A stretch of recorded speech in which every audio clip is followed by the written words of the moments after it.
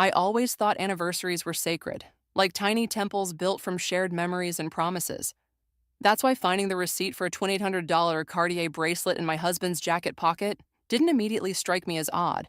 Our 10th anniversary was approaching after all. But then I saw the gift note scrawled at the bottom. Happy birthday, Eleanor. All my love, Kay. I'm Zuriel, and this is how I discovered my husband was living a double life. The receipt trembled in my hands as I stood in our walk-in closet, surrounded by the life we'd built together. 10 years of marriage, countless shared dreams, and one devastating piece of paper that was about to shatter it all. Honey, have you seen my blue tie? Cade called from downstairs. The one with the diagonal stripes? I quickly tucked the receipt into my pocket. Check the laundry room, I managed to reply, proud that my voice didn't crack. My phone buzzed. A text from Alexandra. Still on for coffee? You're late. I grabbed my purse and car keys, needing to escape before I completely fell apart. Going to meet Alex? I shouted, already halfway down the stairs. Wait, weren't we supposed to discuss something today? Kate appeared in the foyer, looking puzzled. I stopped at the door, my hand on the handle. You tell me. He ran his fingers through his hair, his classic tell when he's lying. I'm sure it'll come to me. Have fun with Alex. 20 minutes later, I sat across from Alexandra at our favorite cafe, the receipt spread between us like a murder weapon. That son of a bitch, Alex whispered, her coffee untouched. Eleanor, isn't that the new artist at Terrence's gallery? I nodded, remembering the young woman with flowing dark hair who'd started showing her work there 3 months ago. 28 years old. Apparently she's celebrating her birthday tonight. On your anniversary? Alex's face darkened. Please tell me you're joking. I wish I was. I stirred my cold coffee. He hasn't even mentioned our anniversary. Not once. What are you going to do? Before I could answer, my phone lit up with a text from Cade. Working late tonight. Don't wait up. Alex reached across the table and squeezed my hand. Zur, I'm so sorry. I need to see it for myself, I said, standing up. Eleanor's having her birthday dinner at La Maison tonight. I saw the reservation details in his email. I'm coming with you, Alex declared, grabbing her purse. We arrived at La Maison just after 8. Through the restaurant's front window, I saw them immediately, Cade and Eleanor at a corner table, intimately close. He was wearing the blue tie he'd been looking for earlier, and on Eleanor's wrist gleamed a familiar-looking bracelet. Maybe we should... Alex started, but I was already pushing through the door. I walked straight to their table, my heart pounding but my steps steady. Eleanor saw me first, her eyes widening in recognition. Cade turned, and the color drained from his face. Happy anniversary, darling, I said, my voice carrying across the now silent restaurant. I see you're celebrating it in style. Eleanor looked between us, confusion clouding her features. Anniversary? Oh, didn't Cade tell you? I smiled, though it felt more like baring my teeth. Today marks 10 years of our marriage, but please don't let me interrupt your birthday dinner. Marriage? Eleanor's voice cracked. She turned to Cade, who sat frozen in his chair. You're married? I placed my hand on their table, wedding ring glinting under the romantic lighting. I'm Zuriel, Cade's wife, though I'm starting to think that title might need updating soon. Eleanor stood abruptly, grabbing her purse. The Cartier bracelet caught the light as she moved. I can't believe this. She rushed past me toward the exit. Zuriel, I can explain, Cade started, finally finding his voice. Save it for your lawyer, I replied, turning to leave. But I paused and looked back. By the way, next time you buy expensive jewelry with our joint account, you might want to delete the email confirmations too. As Alex and I walked out, I heard the murmurs and whispers from other diners. My hands were shaking, but my mind was surprisingly clear. In the car, Alex turned to me. Are you okay? I stared straight ahead, watching Eleanor's car speed away into the night. No, I answered honestly, but I will be. An idea was already forming in my mind, one that would make this betrayal into something beautiful and terrible all at once. After all, art had always been my best way of processing pain. The morning after the restaurant confrontation, I sat in my studio, staring at a blank canvas while my phone buzzed incessantly with Cade's messages. I'd spent the night at Alex's place, leaving him to stew in his own mess. 37 missed calls, Alex announced, scrolling through my phone. And wow, these messages are something else. Baby, please come home. We can work this out. Yeah, right. I dipped my brush in crimson paint, making the first angry stroke across the canvas. He came home at 3 a.m. last night. Security cameras don't lie. Speaking of lies, Alex held up an envelope. This came for you at the house. It's an invitation to Eleanor's upcoming gallery showing at Terrence's. I almost laughed at the irony. When? Next month? The theme is modern love. Alex's voice dripped with sarcasm. How fitting. The doorbell rang, making us both jump. Alex peeked through the window and groaned. It's Cade. Want me to tell him to get lost? No, I said, wiping paint from my hands. I want to hear what kind of story he's cooked up. Cade stood on the doorstep, looking like he hadn't slept. Good. Zuriel, please. Save the dramatics for someone who still believes them. I cut him off, blocking the doorway. What do you want? 5 minutes. That's all I'm asking for. I crossed my arms. You have 3. Eleanor means nothing to me, he started. It was a mistake. A mistake? I interrupted. A mistake is burning dinner. A mistake is forgetting to pay a bill. Having a months-long affair and spending our money on your girlfriend, that's a choice. I'll end it. I'll do whatever you want. Just come home. Behind me, Alex snorted. Funny how you're only sorry now that you got caught. Cade ignored her. Zur, please. Think about our life together. 10 years, which you couldn't even remember to celebrate, I finished. Get off my property, Cade. As I closed the door, my phone pinged with a new email. It was from Terrence. Heard about what happened? Drop by the gallery when you can. We need to talk. An hour later, I walked into Terrence's gallery, the walls lined with Eleanor's artwork. Her style was good, I had to admit. Bold colors and clean lines that spoke of confidence and youth. There's my favorite artist, Terrence called from his office. Come in, come in. I settled into the leather chair across from his desk, noting the concern in his eyes. I assume you've heard? Small art world. He nodded. Eleanor resigned this morning. Apparently she's moving to Chicago. Convenient, I muttered. But that's not why I called you here. Terrence leaned forward. I have an opening in next month's showcase. Eleanor's spot, actually. It's yours if you want it. I stared at him. The Modern Love exhibition? Ironic, isn't it? He smiled. But I've seen your work evolve over the years, Zuriel. You're at your best when you're processing strong emotions. And right now, I'd say you're sitting on a gold mine of inspiration. My mind raced with possibilities. When would you need the pieces? 3 weeks. He handed me a contract. Think you can handle it? I thought about the blank canvas in my studio, waiting to tell my story. Oh, I can handle it. Back at the studio, Paige had joined Alex, both of them examining my first angry brushstrokes. Now that's what I call therapy, Paige said, gesturing at the canvas. But what's the plan here, Zur? Because that look in your eyes? I know it well. I pulled out my phone and showed them Eleanor's gallery invitation. The plan is to tell a story. My story. Their story. And I'm going to tell it in front of everyone they know. You're going to expose them through your art? Alex's eyes widened. That's brilliant. It's also dangerous, Paige warned. Are you sure you want to go down this road? I picked up my brush again, dipping it in deep blue, the color of Cade's favorite tie. They say revenge is best served cold, but I think it's best served on canvas, don't you? As I started working, my phone buzzed with another text from Cade. I miss you. Please come home. I showed it to Alex, who promptly deleted it. Focus on your art, she said. Let him wonder what you're up to. I smiled, adding another stroke to the canvas. Oh, he'll find out soon enough. They all will. The painting was beginning to take shape. A woman's silhouette, wrapped in shadows and secrets. It was just the beginning, but already I could feel the power in it. My revenge wouldn't be loud or messy. It would be beautiful, public, and absolutely devastating. The next week passed in a blur of paint and purpose. I worked like a woman possessed, barely sleeping, turning my pain into something tangible. The centerpiece was coming together, a large canvas that would be impossible to ignore.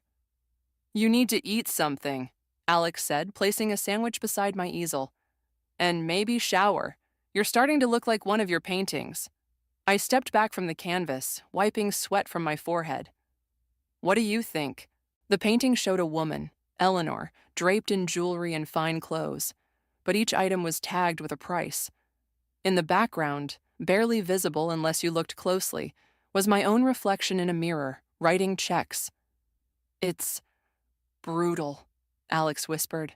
Beautiful, but brutal.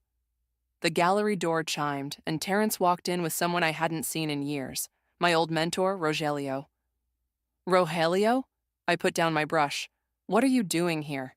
I heard about the exhibition, he said, embracing me, and about Cade. I had to see for myself. Rogelio was more than just my mentor. He was also Cade's business partner. The implications of his presence weren't lost on me. How bad is it? I asked. 3 clients have already pulled out, Rogelio sighed. Cade's reputation, well, let's just say the business community is smaller than he thought. I'm not trying to destroy his business, I said, though part of me felt a twinge of satisfaction. No? Rogelio raised an eyebrow. Then what are you trying to do? I gestured to the painting. I'm telling the truth. If that destroys anything, maybe it needed destroying. Terrence cleared his throat. Speaking of truth, there's something you should know. Eleanor's been trying to get her spot back in the exhibition. What? Alex and I said simultaneously. She claims she was misled and wants to tell her side of the story. Terrence continued. I told her the spot was filled. She's got nerve, Alex muttered. My phone buzzed. Another text from Cade.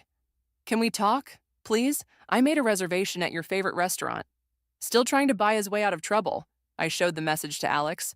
You're not going, are you? She asked. Actually, I think I will. I grabbed my jacket. I need to understand something. 2 hours later, I sat across from Cade at the same restaurant where we'd had our first date. He looked terrible, unshaven, dark circles under his eyes. Thank you for coming, he said softly. I'm here because I want to know why, I said, cutting straight to the point. Was it worth it? Cade stared into his untouched wine. I don't know. I got caught up in the attention, the excitement. Eleanor was new and different. And young, I added. That's not, he stumbled over his words. I made a mistake. You made several, I corrected him, including using our joint account to fund your affair. I'll pay it all back, he said quickly.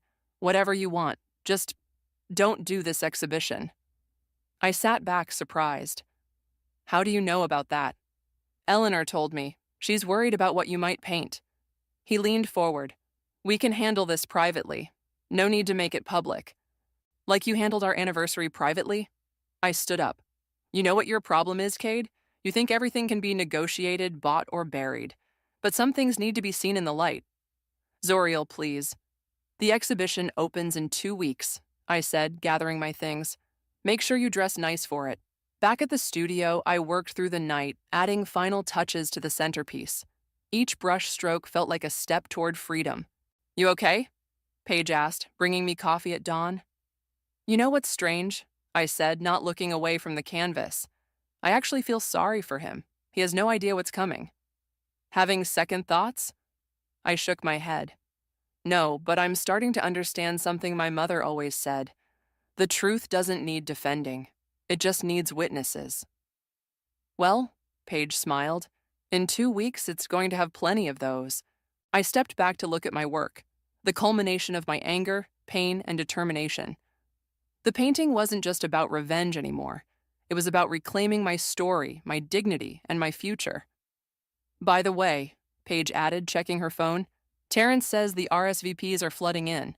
Apparently, word got out that this exhibition is going to be memorable. I smiled, picking up my brush again. Oh, it will be. Trust me, it will be. Borrowed love, I said, stepping back from the newly finished centerpiece. That's what I'm calling it. Alex circled the painting, her heels clicking on the studio floor.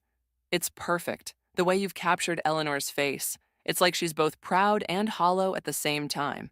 The painting showed Eleanor draped in all of Cade's gifts. The Cartier bracelet, designer clothes, even the earrings I'd found receipts for. But I'd painted each item with price tags attached, floating around her like autumn leaves. In the background, barely visible, was a woman's silhouette writing checks, me funding their fairy tale. 1 week until the exhibition, Terrence announced, walking into the studio. And you won't believe who just RSVP'd. Eleanor, I guessed. Better. Your mother-in-law. I nearly dropped my brush. Margaret? But she's been in Europe for months. Apparently, she's cutting her trip short specifically for this. Terrence handed me his phone, showing Margaret's email. She says she's deeply concerned about family matters.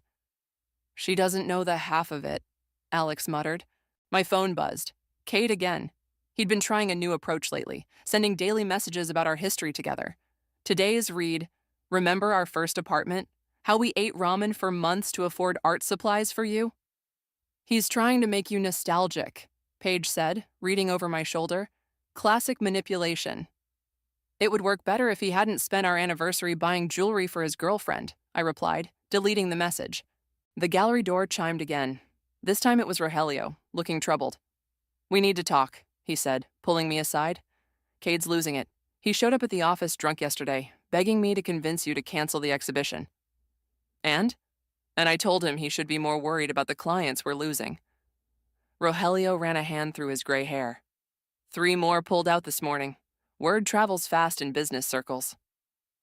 I never meant to affect your business, I said softly. Don't apologize for his mistakes. Rogelio squeezed my shoulder. Besides, I'm thinking of buying him out. The company needs a fresh start. Later that afternoon, I was touching up details when the studio door opened again. My heart stopped. It was Eleanor. You can't be here, Alex started, moving toward her, but I held up my hand. It's okay, I said. Let her speak. Eleanor looked different, smaller somehow, less confident. I needed to see you, to explain. Explain what? How you dated a married man? Or how you spent my money? I didn't know, she whispered, about any of it. The marriage, the money. He told me he was divorced. And you never thought to verify that? Never wondered why he could only see you at certain times? Eleanor's eyes filled with tears. I was stupid, and I'm sorry. But this exhibition, it will ruin us both. No, I corrected her. It will tell the truth. There's a difference. Please, she stepped closer. I'll do anything. I'm trying to start over in Chicago. With whose money? I asked sharply. Because I checked our accounts. There was a large withdrawal last week. Eleanor's face flushed. He said it was his... Get out, I said quietly. And Eleanor, don't miss the exhibition. You're the guest of honor, after all. After she left, Alex whistled low. Well, that was intense. You okay? Paige asked, touching my arm. I turned back to my painting, adding one final detail, a small price tag on Eleanor's heart. I'm better than okay. I'm ready. That evening, as I was locking up the studio, my phone rang. It was Margaret, my mother-in-law. Zuriel, darling. Her crisp voice came through. What's this I hear about an exhibition? It's about modern love, I said carefully. You should come see it. Don't play games with me, she snapped. Cade tells me you're trying to humiliate him publicly. No, Margaret. I'm just telling the truth publicly. He handled the humiliation part all by himself. There was a long pause. You know, she said finally, I never thought you were good enough for him. But perhaps I had that backward. The line went dead, leaving me standing there in the darkening studio. The centerpiece loomed before me, Eleanor's painted eyes seeming to follow me. 1 week, I whispered to the canvas. 1 week until everyone sees who you really are. Both of you. My phone buzzed one last time. Another text from Cade. Whatever you're planning, please reconsider, for both our sakes. I smiled, typing back my first response in weeks. Don't forget to dress up for the exhibition. You'll want to look your best when your borrowed love comes due. 3 days before the exhibition, I stood in Terrence's gallery, directing the installation of my pieces. Each painting told part of the story, leading viewers through my journey of discovery and betrayal, building up to the centerpiece that remained carefully covered. The RSVPs are insane, Terrence said, reviewing his tablet. We've got art critics from 3 major publications, half the city's social circle, and my husband's entire client list, I finished. I saw the names. Speaking of your husband, Alex called from the entrance, you've got mail. She handed me a thick envelope, legal documents from Cade's lawyer. Inside was a proposed settlement agreement, offering me a substantial sum to cancel the exhibition. He's trying to buy your silence, Paige said, reading over my shoulder. Classic rich guy move. I ripped the papers in half. Some things aren't for sale. The gallery door chimed and Margaret swept in, looking exactly as I remembered. Perfectly coiffed silver hair, designer outfit, judgmental expression. Well, she said, surveying the gallery, this is certainly dramatic. Margaret, I nodded. You're early. I wanted to see it before the crowds. She walked slowly past each painting. These are quite revealing. That's the point. She stopped at a smaller piece, one showing Cade's hands counting out bills. You know, when Cade was young, he used to take things that weren't his. Small things at first, then larger ones. We thought he'd outgrown it.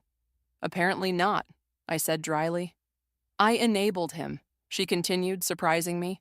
Made excuses, paid people off. Perhaps if I hadn't...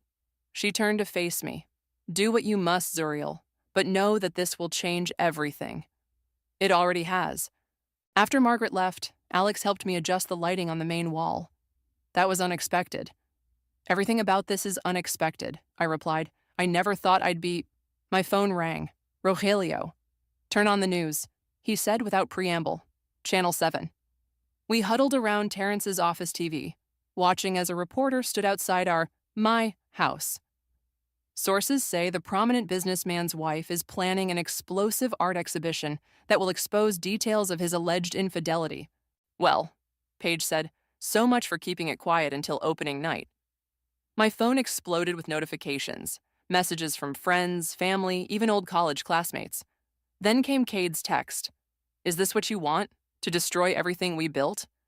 You already did that, I muttered, turning off my phone. The next 2 days passed in a blur of final preparations.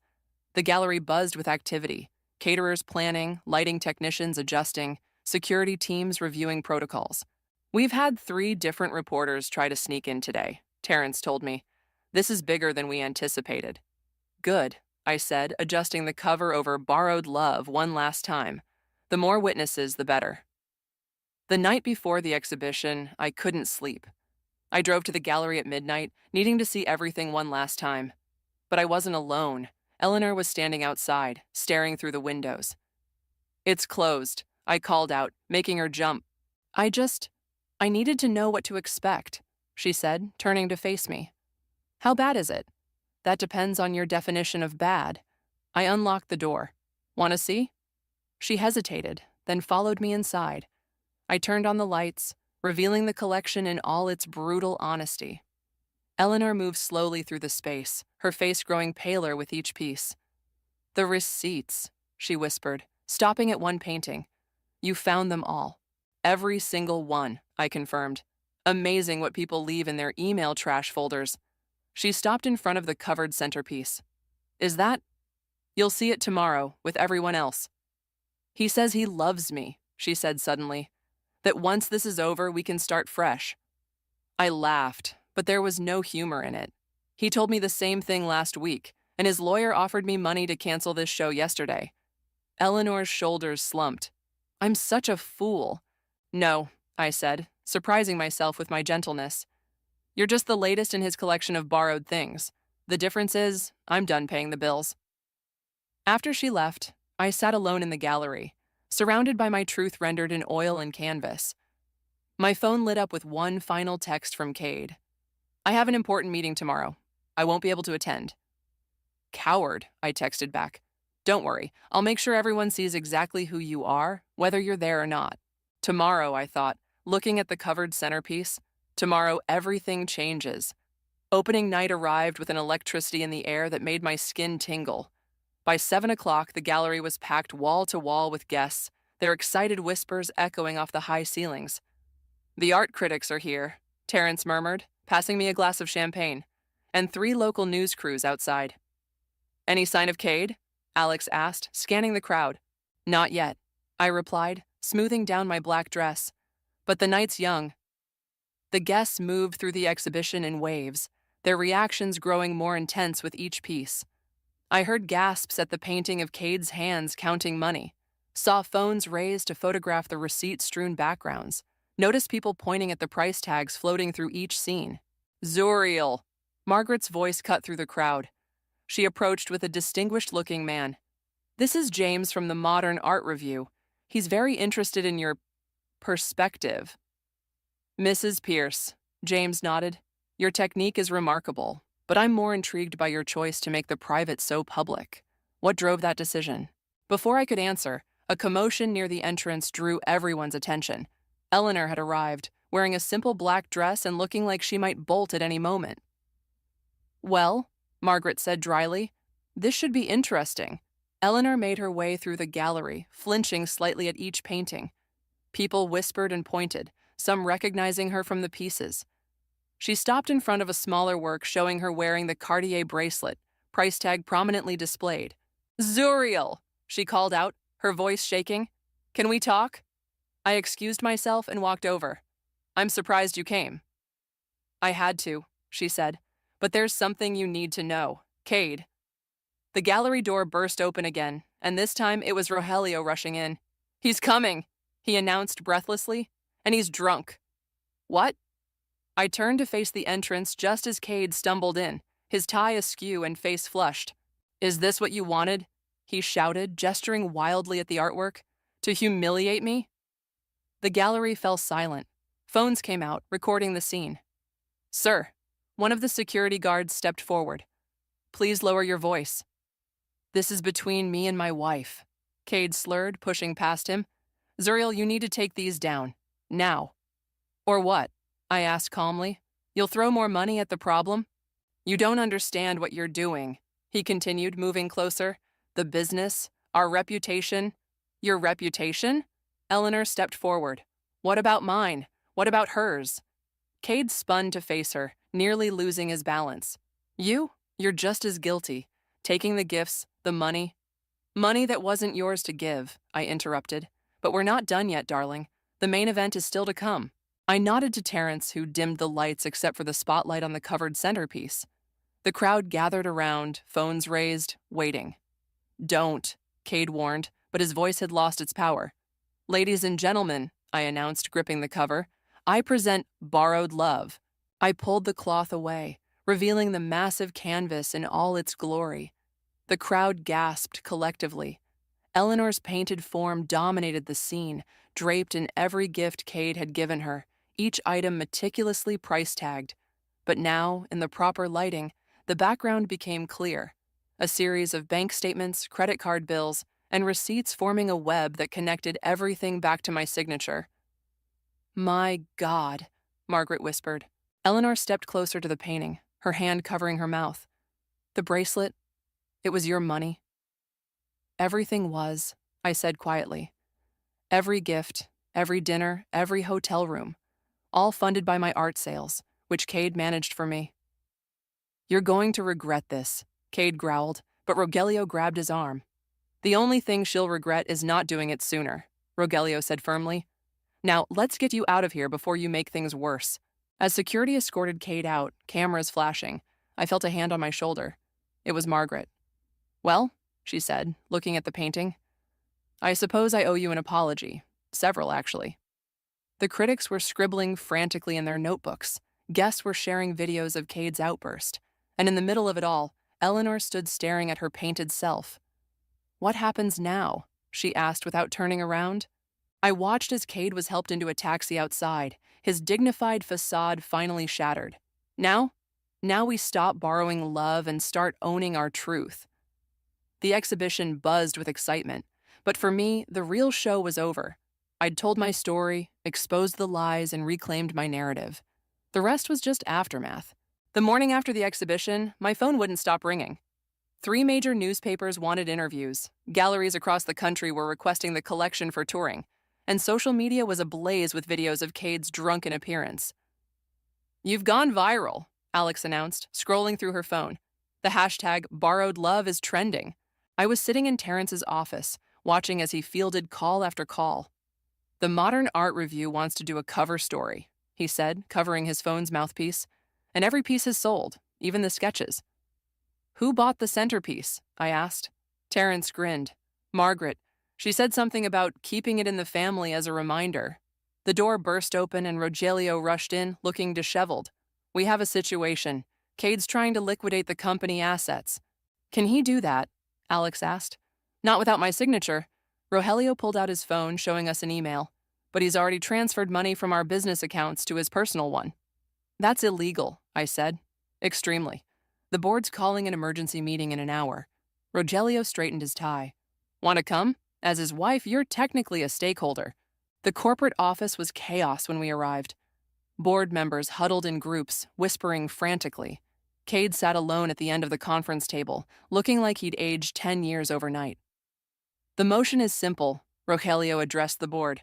Given recent events and unauthorized financial activities, we move to remove Cade from his position and freeze all company accounts pending investigation. You can't do this. Cade stood up, swaying slightly. This is my company.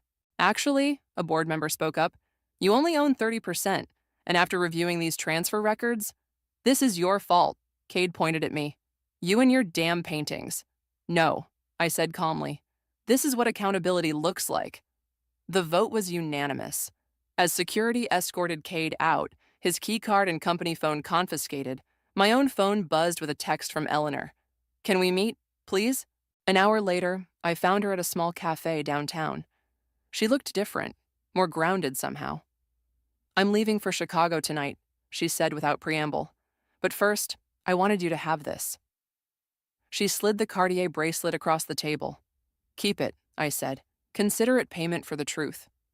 I sold everything else he gave me, she continued. The money's been transferred back to your account. It won't fix anything, but it's a start. The paintings, she hesitated. They were beautiful. Terrible, but beautiful. You made me see myself the way others saw me, the way I should have seen myself. My phone buzzed again, a news alert. The headline read, Prominent businessman under investigation for financial misconduct. Karma works fast these days, Eleanor commented, reading over my shoulder. Back at the gallery, Terrence was supervising the packing of sold artwork. The New York Times article just dropped, he said, handing me his tablet. They're calling it a masterpiece of personal justice through art. Zuriel! Margaret's voice rang through the gallery. She strode in, looking unusually flustered. Have you seen the news? Cade tried to leave the country. They stopped him at the airport. What? Apparently, he had a private plane waiting. Rogelio called the authorities just in time. She shook her head. All these years, I thought I knew my son. Now I realize I only knew what I wanted to see. Speaking of seeing things, Terrence interrupted, we have another situation. The waiting list for your next exhibition is getting ridiculous. Every major gallery in the country wants you. They don't want me, I corrected him. They want the scandal. No, Margaret said firmly. They want the truth. You showed us all how powerful that can be. My phone lit up with another text from Cade's lawyer. Given recent developments, Mr. Pierce is willing to agree to all divorce terms without contest. Well, Alex said, reading the message, looks like borrowed love comes with a return policy after all. I looked around the gallery at the empty walls where my pain had hung just yesterday. But instead of feeling empty, I felt light, free. So, Terrence asked, what's your next collection going to be about? I thought about the blank canvases waiting in my studio, about the story that was ending and the one that was just beginning. Liberation, I said. It's time to paint what freedom looks like. The gallery doors opened, letting in the late afternoon sun. Outside, I could hear the buzz of the city, feel the pulse of possibility. The borrowed love was over. Now it was time to create something real. The divorce papers lay signed on my lawyer's desk, their crisp edges marking the end of one chapter and the beginning of another. Outside the office window, autumn leaves danced in the breeze. Congratulations, my lawyer smiled. You are officially a free woman.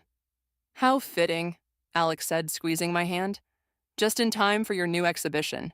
The gallery was transformed for tonight's opening. Where borrowed love had been dark and accusatory, liberation exploded with color and light. Each canvas told a story of breaking free, of finding strength in vulnerability. They're already lining up outside. Terrence called from the entrance. And guess who's here? Eleanor walked in, looking polished in a Chicago gallery owner's blazer. I hope it's okay that I came. My flight back isn't until tomorrow. Of course, I said. How's the new job? Amazing. Turns out burning bridges can light the way forward. She handed me a newspaper. Have you seen this? The headline read, Former business mogul pleads guilty to financial misconduct. Below was a photo of Cade entering the courthouse. 5 years, Rogelio said, joining us. That's what the prosecutor's recommending, plus full restitution. The company's doing better than ever, he continued. Turns out clients appreciate honesty more than charm. The gallery doors opened and people flooded in.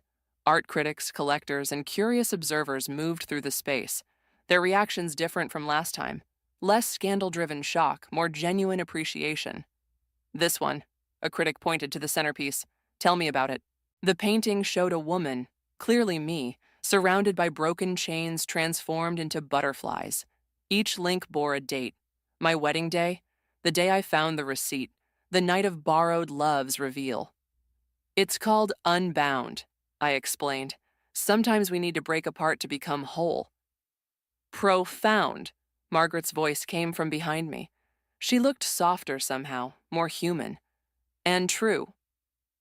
Margaret, I started, but she held up her hand. I've been doing a lot of thinking, she said, about enabling, about truth, about the difference between loving someone and loving who you want them to be. She touched my arm. Thank you for teaching me that difference. Paige rushed over, excitement in her eyes. The Museum of Modern Art is on the phone. They want to feature both collections, Borrowed Love and Liberation, as a special exhibition on emotional transformation through art. Take it, Margaret urged. Show everyone that pain can become power. As the evening progressed, I found myself in front of Unbound, studying my own journey. A young woman approached, tears in her eyes. Your first exhibition helped me leave my cheating husband, she said softly. This one's helping me find myself again. That's what art should do, I replied. Mirror truth back to us until we're brave enough to face it. The crowd thinned as night fell. Alex, Paige, Terrence, Rogelio, Margaret, and Eleanor gathered around me, opening champagne. To freedom, Alex proposed. To truth, Eleanor added. To art, Terrence smiled. To all of it, I said, raising my glass. And to all of you who helped me turn betrayal into beauty. My phone buzzed one last time, a message from Cade's prison email account. I finally understand what I lost. Not just you, but myself. I showed it to Alex, who took my phone and deleted the message. Some chapters need to stay closed. Speaking of chapters, Terrence interjected, the gallery in Paris called again. They're offering you a residency. 3 months, all expenses paid, to create whatever you want. I looked around at my support system, at the walls covered in my journey, at the empty canvas of my future stretching out before me. What do you think? I asked them. I think, Margaret said, that it's time for you to paint something just for yourself. Eleanor nodded. No revenge, no pain, just pure creation. Paris in spring, Paige grinned. We'll all come visit. I walked to the gallery windows, looking out at the city lights. Behind me, my family of choice chatted and laughed, their voices warm with possibility. Before me lay an unwritten future, blank as a fresh canvas. Yes, I said, turning back to them. Yes to Paris, yes to everything. We raised our glasses again, and I felt it. That moment when you know, with absolute certainty, that you're exactly where you're meant to be. Not because of someone else's choices, but because of your own. The borrowed love was gone, but in its place stood something far more valuable. A life that was completely, unquestionably mine.